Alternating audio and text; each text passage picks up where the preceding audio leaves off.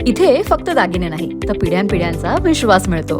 परंपरेची झळाळी आणि विश्वासाची खात्री. कैलास अडगावकर ज्वेलर्स, दत्त मंदिर bus stop, Nashik road.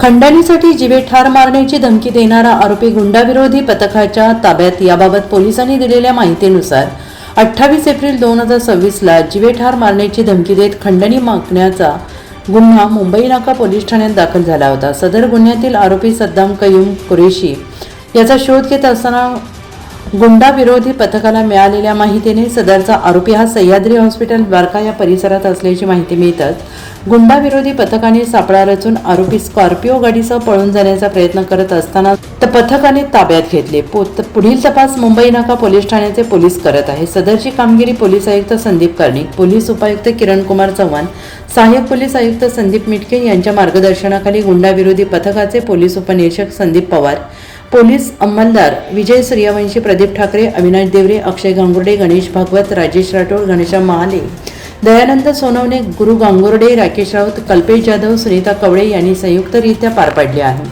NCN न्यूजसाठी रोहन दानी, नाशिक.